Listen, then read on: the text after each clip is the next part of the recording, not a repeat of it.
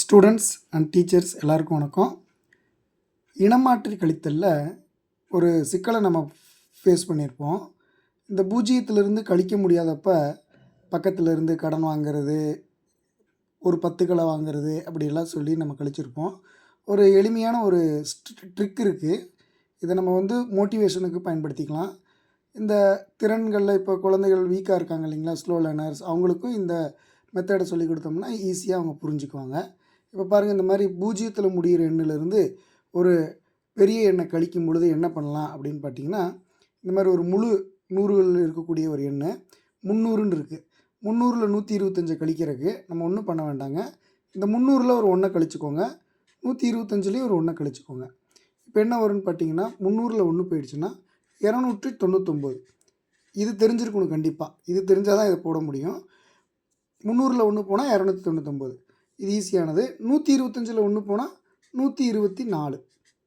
இப்போ நம்ம ஈஸியாக கழிச்சிடலாம் பாருங்கள். 9ல் 5 போச்சுன்னா 9ல் 4 போயிடுச்சுன்னா 5, 9ல் 2 போனால் 7, 2ல் 1 போனால் 1. அவ்வளோதாங்க. இதுக்கான ஆன்சர் 175. இதே மாதிரி இன்னொரு எடுத்துக்காட்டு பாருங்கள். 7000லிருந்து 4568 எப்படி கழிக்கிறோன்னு. 0ல் 8 போகாது, அதனால் பக்கத்தில் 1 வாங்கணும், இனமாற்றம் மூலமாக 10களில் ஒரு 10 கொடுக்கணும் அப்படிலாம் சொல்லாமல் பெரிய எளிமையாக 7000லேருந்து 1 மட்டும் கழிச்சிருங்க. 7000ல் 1 போயிடுச்சுன்னா எவ்வளோன்னா 6999 இல்லைங்களா? இது குழந்தைகளுக்கு புரிய வைக்கணும் நம்ம தான். அடுத்தது 4568ல் 1 கழிச்சிட்டோன்னா 4567ன்னு வரும். இப்போ ஈஸியாக இதை கழிச்சிக்கலாம் பாருங்கள்.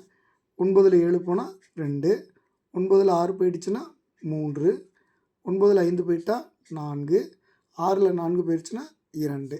அப்போ இதுக்கான விடை 2432 அப்படின்னு சொல்லி எளிமையாக குழந்தைகளுக்கு சொல்லி கொடுத்துடலாங்க.